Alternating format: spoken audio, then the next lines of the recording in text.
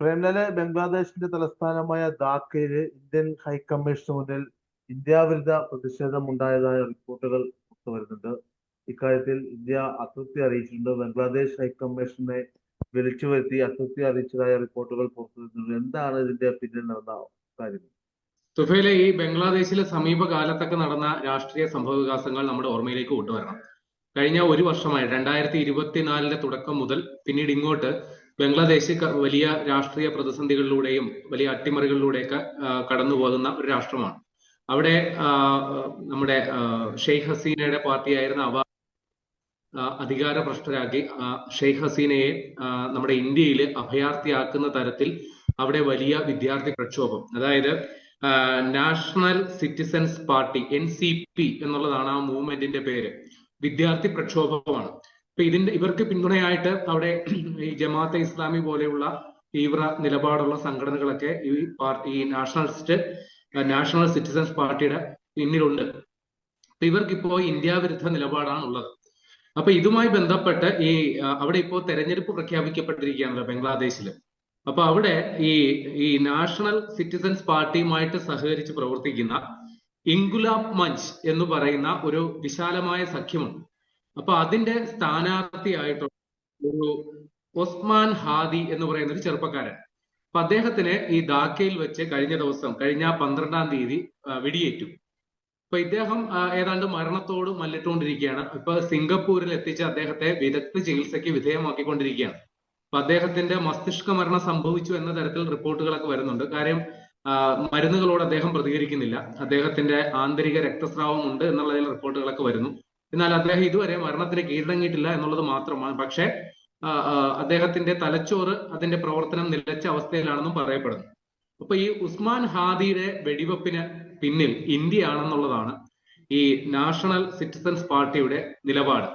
കാരണം ഈ ഉസ്മാൻ ഹാദി എന്ന് പറയുന്നയാള് വിശാല ബംഗ്ലാദേശ് എന്ന് പറയുന്ന ആ ഒരു ആശയവുമായി ബന്ധപ്പെട്ട് ഒരു മാപ്പ്, ഒരു ഭൂപടം വരെ പ്രസിദ്ധീകരിച്ച ഒരാളാണ്. അപ്പൊ ഈ വിശാല ബംഗ്ലാദേശ് എന്ന് പറയുന്നത് ഇന്ത്യയുടെ 7 വടക്കുകിഴക്കൻ സംസ്ഥാനങ്ങൾ അടക്കം ഉൾപ്പെടുത്തിക്കൊണ്ട് നമ്മുടെ ചിക്കൻ നെക്ക് എന്ന് പറയുന്ന സിലിഗുരി കോറിഡോർ ഉണ്ടല്ലോ, അത് പൂർണ്ണമായിട്ടും കയ്യേറി അത് ബംഗ്ലാദേശിന്റേതാക്കി അതുമായി ബന്ധപ്പെട്ട് കിടക്കുന്ന 7 വടക്കുകിഴക്കൻ സംസ്ഥാനങ്ങളും ബംഗ്ലാദേശിന്റെ കയ്യിലാക്കി നമ്മുടെ ബംഗാളും കൂടി പിടിച്ചെടുത്തുകൊണ്ടാണ് ഈ സമ്പൂർണ്ണ വിശാല ബംഗ്ലാദേശ് എന്ന അർത്ഥത്തിൽ അവര് ഭൂപടം പ്രസിദ്ധീകരിച്ചത്. അപ്പൊ അങ്ങനെയൊക്കെയുള്ള ഇന്ത്യ വിരുദ്ധ പ്രക്ഷോഭങ്ങൾ അല്ലെങ്കിൽ പ്രചാരണങ്ങൾ നടത്തിയ ആളാണ് ഈ ഒസ്മാൻ ഹാദി. അപ്പൊ അയാളെ വെടിവെച്ചതുമായി ബന്ധപ്പെട്ട് അതിന്റെ പിന്നിൽ പ്രവർത്തിച്ചത് ഇന്ത്യ ആണെന്നുള്ളതാണ് ഇവരുടെ ആക്ഷേപം. പക്ഷെ നമുക്കറിയാം ഈ ബംഗ്ലാദേശില് ഈ തെരഞ്ഞെടുപ്പ് പ്രഖ്യാപിക്കുന്നതിന് മുമ്പും അതിനുശേഷവും വലിയ ക്രമസമാധാന പ്രശ്നങ്ങൾ ബംഗ്ലാദേശിൽ നടക്കുന്നുണ്ട്. അതിന്റെ കാരണം അവിടുത്തെ പ്രബല രാഷ്ട്രീയ കക്ഷിയായ ഈ അവാമി ലീഗിനെ ഇപ്പോൾ നിരോധിച്ചിരിക്കുകയാണ്. അപ്പൊ ആ അവാമി ലീഗിനെ പിന്തുണയ്ക്കുന്ന പ്രവർത്തകർ ഇപ്പോഴും, അല്ലെങ്കിൽ ഷെയ്ഖ് ഹസീനയുടെ പ്രവർത്തകർ ഇപ്പോഴും ഒളിഞ്ഞും തെളിഞ്ഞും ബംഗ്ലാദേശിലെ നിലവിലെ ഭരണകൂടത്തിനെതിരെ നിലപാടെടുക്കുന്നുണ്ട്. അവിടെ ഈ നമ്മുടെ ഷെയ്ഖ് ഹസീനയെ വധശിക്ഷയ്ക്ക് വിധിക്കുന്നതുമായി ബന്ധപ്പെട്ടൊരു കോടതി നടപടി അവിടെ പുരോഗമിച്ചിരുന്നു. ആ സമയത്ത് ബംഗ്ലാദേശിന്റെ പലയിടങ്ങളിലായിട്ട് സ്ഫോടന പരമ്പരകൾ പോലും, നാടൻ ബോംബാണ് പൊട്ടിയത്, പരമ്പര പോലും നടന്നിരുന്നു. അപ്പൊ അതിന്റെ തുടർച്ചയായിട്ടാണ് വാസ്തവത്തിൽ ഈ ഒസ്മാൻ ഹാദിക്ക് വെടിയേറ്റത്. പക്ഷെ അതിന്റെ പിന്നിൽ ഇന്ത്യയാണെന്ന് ആരോപിച്ചുകൊണ്ടാണ് ഈ NCP പ്രവർത്തകര് നമ്മുടെ ധാക്കയിലെ ഇന്ത്യൻ ഹൈക്കമ്മീഷന്റെ മുമ്പിലെ പ്രതിഷേധവുമായിട്ട് വന്നു. ആ പ്രതിഷേധം അക്രമാസക്തമായി. അവിടെ ഈ NCPയിലെ പെട്ട ഒരു നേതാവ്, അദ്ദേഹത്തിന്റെ പേര് ഹസ്നത് അബ്ദുള്ള എന്നാണ്. അപ്പൊ അദ്ദേഹം അതിരൂക്ഷമായ അല്ലെങ്കിൽ നമുക്ക് ഉൾക്കൊള്ളാൻ പറ്റാത്ത രീതിയിലുള്ള ഇന്ത്യ വിരുദ്ധ പ്രസ്താവന നടത്തി. അദ്ദേഹം പറഞ്ഞത് ഇന്ത്യയുടെ 7 വടക്കുകിഴക്കൻ സംസ്ഥാനങ്ങൾ അത് ബംഗ്ലാദേശ് പിടിച്ചെടുക്കും. ഈ സിസ്റ്റർ സ്റ്റേറ്റ്സ് എന്നാണ് അതിനെ ഇന്ത്യ വിശേഷിപ്പിക്കുന്നത്. 7 സഹോദരി സംസ്ഥാനങ്ങൾ, അതിനെ ബംഗ്ലാദേശ് പിടിച്ചെടുക്കും. അല്ലെങ്കിൽ അത് പിടിച്ചെടുക്കാൻ വരുന്ന സേന ആരാണോ, വിഘടനവാദി പ്രസ്ഥാനങ്ങളാണെങ്കിൽ ശരി, തീവ്രവാദ പ്രസ്ഥാനങ്ങളാണെങ്കിലും ശരി, അവരെ ബംഗ്ലാദേശ് പിന്തുണയ്ക്കും. അങ്ങനെ ആ പറയുന്ന പ്രദേശത്ത് നിന്ന് ഇന്ത്യയെ വേർപെടുത്തും എന്നുള്ളതാണ് ഇദ്ദേഹം അവിടെ പ്രസംഗിച്ചത്. അപ്പൊ ഇതില് ഇന്ത്യ കടുത്ത അതൃപ്തി അറിയിച്ചു. ഒന്നാമത്തെ കാര്യം, ഇന്ത്യയുടെ വിദേശകാര്യ മന്ത്രാലയം, അതായത് നമ്മുടെ ധാക്കയിലെ കോൺസുലേറ്റ് ഓഫീസിന് നേരെ വലിയ അക്രമം ഉണ്ടായി. അവിടെ വേണ്ടത്ര സുരക്ഷ ഒരുക്കുന്നതിൽ ബംഗ്ലാദേശിന്റെ ഭരണകൂടം പരാജയപ്പെട്ടു. അത് മാത്രമല്ല, ഇന്ത്യ ഇക്കാര്യത്തിൽ രേഖാമൂലം പരാതിപ്പെട്ടിട്ട് അതിൽ തൃപ്തികരമായ ഒരു അന്വേഷണം നടത്താനോ അത് സംബന്ധിച്ചുള്ള സ്ഥിതി വിവര റിപ്പോർട്ട് ഇന്ത്യക്ക് കൈമാറാനോ ബംഗ്ലാദേശ് ഇതുവരെ തയ്യാറായിട്ടുമില്ല. അപ്പൊ ഈ കാര്യത്തിലാണ് ഇന്ത്യയിലെ ബംഗ്ലാദേശിന്റെ ഹൈക്കമ്മീഷണർ മുഹമ്മദ് റിയാസ് ഹമീദുള്ള എന്ന് പറയുന്നയാളെ ഇന്ത്യയുടെ വിദേശകാര്യ മന്ത്രാലയം വിളിച്ചു വരുത്തി ഇന്ത്യയുടെ കൃത്യമായ അതൃപ്തിയും ഇന്ത്യയുടെ കൃത്യമായ പ്രതിഷേധവും ഇക്കാര്യത്തിൽ ഇന്ത്യൻ നിലപാടുകളും അറിയിച്ചത്. അപ്പൊ ഇതില് തൃപ്തികരമായ നടപടി ബംഗ്ലാദേശിന്റെ ഭാഗത്തു നിന്ന് ഉണ്ടാകണം എന്നുള്ളതാണ് ഇന്ത്യയുടെ ആവശ്യം. ഒപ്പം ഇന്ത്യ ഒരു കാര്യം പറയുന്നു, ഇന്ത്യ എപ്പോഴും ബംഗ്ലാദേശിലെ ജനങ്ങൾക്കൊപ്പം ആണ്, അവരുമായി സൗഹൃദം പുലർത്താനാണ് ആഗ്രഹിക്കുന്നത്. ബംഗ്ലാദേശിന്റെ വികസനവും സമാധാനവുമാണ് ഇന്ത്യയുടെ ലക്ഷ്യം.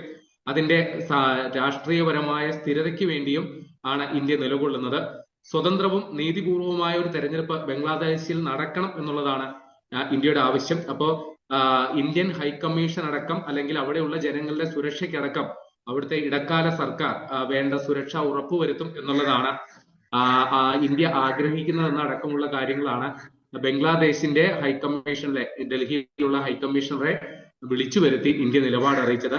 പക്ഷെ ബംഗ്ലാദേശ് നമുക്കറിയാം സമീപകാലത്ത് തുടർച്ചയായിട്ട്, പ്രത്യേകിച്ചും അവിടെ ഈ ഇടക്കാല സർക്കാർ അധികാരത്തിൽ വന്നതിന് ശേഷം ഇന്ത്യ വിരുദ്ധ പ്രസ്താവനകൾ നിരന്തരമായി നടത്തിക്കൊണ്ടിരിക്കുന്ന ഒരു രാജ്യമായിട്ട് ബംഗ്ലാദേശ് മാറി എന്നുള്ളതാണ് നമ്മൾ മനസ്സിലാക്കേണ്ടത്. അപ്പൊ ഇത് മനസ്സിലാക്കിക്കൊണ്ട് തന്നെ ഇന്ത്യ ഈ സിലിഗുരി ഇടനാഴില് അല്ലെങ്കിൽ ചിക്കൻ നെക്കില് ഇന്ത്യ തന്ത്രപ്രധാനമായ സമീപനം ഇക്കാര്യത്തിൽ സ്വീകരിച്ചിട്ടുണ്ട്. ഇന്ത്യയിലെ അവിടെ നിലവിലെ സൈനിക ബലം വലിയ തോതിൽ വർദ്ധിപ്പിച്ചിട്ടുണ്ട്. കാരണം ഇവിടെ ബംഗ്ലാദേശ് മാത്രമല്ല ഭീഷണി, ഇതിന്റെ മറ്റൊരു വശത്തു നിന്ന് ചൈനയും നമ്മുടെ ഈ സിലിഗുരി ഇടനാഴിയിൽ കൈവശപ്പെടുത്താൻ, അങ്ങനെ ഇന്ത്യയുടെ 7 വടക്കുകിഴക്കൻ സംസ്ഥാനങ്ങൾ അതിൽ ചൈനയുടെ നിയന്ത്രണത്തിലാക്കാനായിട്ട് അവർക്കും ഒരു രഹസ്യ അജണ്ടയുണ്ട്.